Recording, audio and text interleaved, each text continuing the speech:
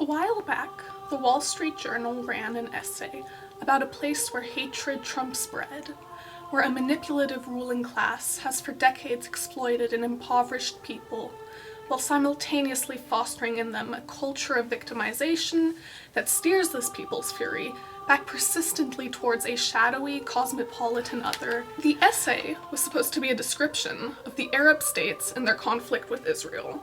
But when I read it, I thought immediately of dear old conservatism's Kansas. House intellectuals counter this by offering an irresistible alternative way of framing our victimhood.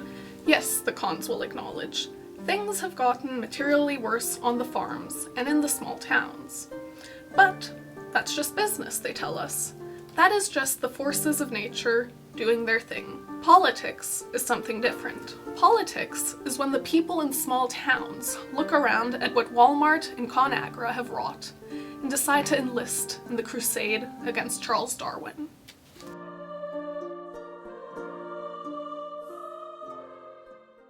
This is an excerpt from Thomas Frank's book, What's the Matter with Kansas? How Conservatives Won the Heartland of America. Seems pretty relevant for a book that came out in 2004, 2 years before I was born. In the 20+ years since then, a lot has happened. Bush did 4 more years of the War on Terror, then the 2008 recession happened, and then we elected this nation's first black president for 2 terms. Then we got Obamacare, gay marriage, generally progressive policies, and then reality star and businessman Donald Trump won the Oval Office. Fast forwarding 4 years of reversing Obama-era policies, saying he's going to build a wall, and just general embarrassing behavior. We have a pandemic, a new president, and an attempted insurrection, somewhat in that order. The former vice president under Obama ran a campaign around the sentiment of returning to the good old days, though not the good old days of the Make America Great Again crowd, but rather the good old days of post-2008 and pre-2016. So now Biden spends 4 years in office, fighting a pandemic, reversing Trump-era policies, and taking legal action regarding the whole insurrection business. So what the general public doesn't know, but for the record totally suspects, is that the oldest president of America ever is way too old to be the commander-in-chief of a nuclear state. Long story short, Biden's 2024 campaign ends early, but not early enough, and Trump is re-elected for his 2nd term over Joe Biden's vice president, Kamala Harris. So yes, we've made it to the present day, where I'm currently reading, reviewing, and recommending books about American conservatism, fascism, Trumpism, and all the gray space in between. This book is about American conservatism, specifically about the American conservatism of the early 2000s. But I find it incredibly relevant in understanding the American conservatism of today, which I think can be primarily described as Trumpism at this point. So the author, Thomas Frank, is a journalist from, you guessed it, Kansas. And in this book, he uses his home state as a case study for Middle America, by exploring its draconian shift from what was, a hot century ago, a reliable hotbed of leftist reform movements, to, well, the Kansas that every left-leaning person my age thinks of today. You know, Kansas, the home of Dorothy and 3 million backwater bigots. So that's a remarkable shift, especially for a state that experiences levels of poverty that makes some cities, as Frank puts it, seem reminiscent of a miniature Detroit. So that demographic is traditionally our people. The Democrats have historically been the party of the working class, and understanding why so many working class people currently vote Republican is why I think this book is so relevant still today. Because this problem has not gone away. In fact, it's gotten worse. While a majority of those earning under $30,000 a year did vote for the Democratic Party, if you look at the majority of those who earned under $50,000, they voted for Trump. This was not the case in the 2020 election. And while there are obviously new factors that have been added to the equation since 2004, most obviously Trump, I do think understanding the resentment of Middle America's working class and understanding the strategies used by major corporations and Republican politicians is still significant to combating this trend. This is essential. Not only because we desperately need the votes, but more importantly, because every election cycle, millions of Americans vote against their own interests and against their families' interests. And not to blame the Democrats, because the American electorate does have their own free will, but I do think it's a politician's job to advocate for their constituents in a way that encourages them to vote for you. And while I have no doubt that Democratic policies are vastly superior to Republican policies when it comes to actually helping people, I think it's the convincing part that Democrats struggle with. And I think Thomas Frank would agree with me. So, in his book, Thomas Frank primarily argues that corporations and the Republican politicians use backlash culture to take righteous anger and redirect it at the wrong cause. As the quote I read at the beginning says, there is this narrative pushed by conservative politicians and embraced by many American voters of this Jesus-like suffering of Middle America. Their fight is not for Middle American prosperity, but for Middle American righteousness. Suffering is natural.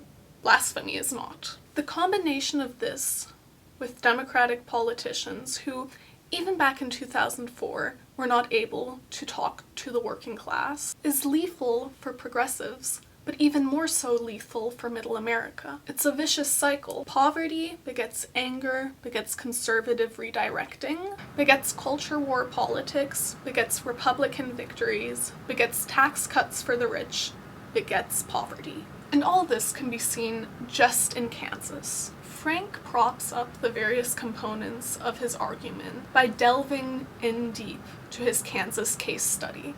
There were a number of stories that stood out to me. One was the story of Kay O'Connor, a former Kansas state senator, who made the rather bold and widely ridiculed statement that the 19th Amendment, while not evil in and of itself, is a symptom of something I don't approve of.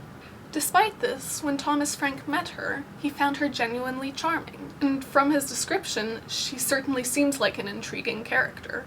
A grandmother in politics who, if we're being generous, is ambiguous about women's rights. A woman described by the author as just scraping by, who is staunchly against progressive income tax. It seems strange because she isn't just voting against her own interests, she is actively advocating against them. This story stuck with me, not only because it illustrates the point that Frank makes about the mentality of martyrdom that is found in Middle America, also because there is something disconcerting about the contrast between someone like Kay O'Connor and many mainstream Democrats. So my ideals are far more similar to mainstream Democrats than those of Kay O'Connor. And yet, there's an authenticity to her that I could imagine would feel refreshing to many. Because while the Republicans aren't necessarily lacking in elites, opposite actually, that doesn't clash with who they claim to be. But I think it's fair to say that the snobbiness of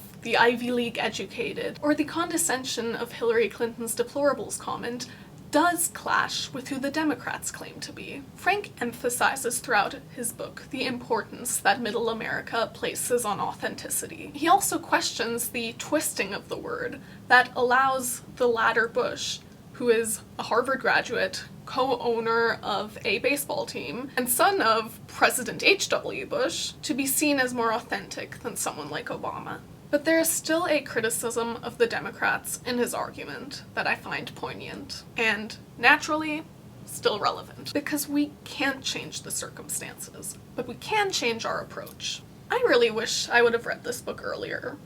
Though, in a more ambitious wish, I wish the entire Democratic Party had read this book earlier. Now, I know the insights made by this author and others about the left's loss of Middle America are not revolutionary. For one, they did not cause a revolution to any degree, and the political landscape of Middle America is still rather similar today to how it was 20 years ago.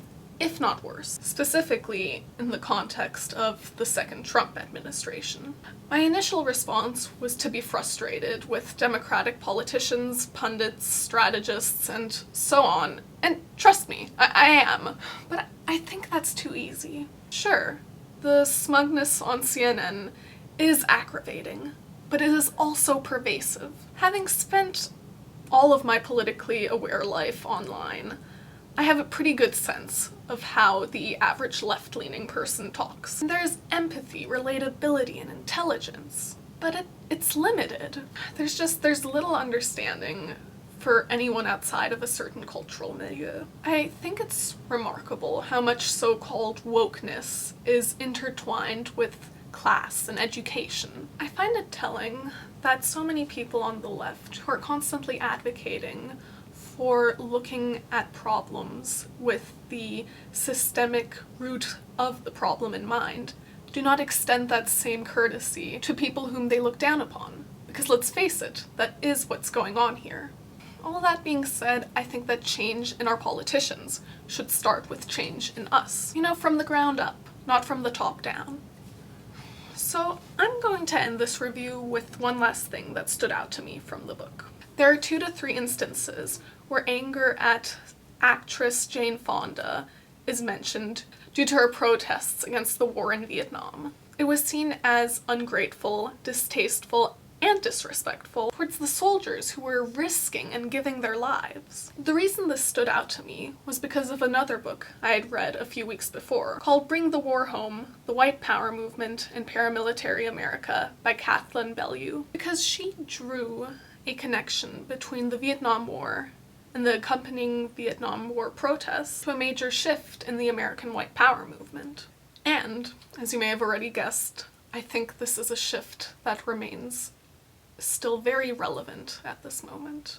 Additionally, I think it shows still how strongly all these issues are connected, how modern conservatism, racism, and fascism emerge from similar places and are converging in our current moment. So do let me know if you're interested in this as the next review, and if you feel like it, make sure to like and subscribe and share in anything you can think of. Thank you for listening, and if you have any questions or recommendations, please leave them in the comments. Bye!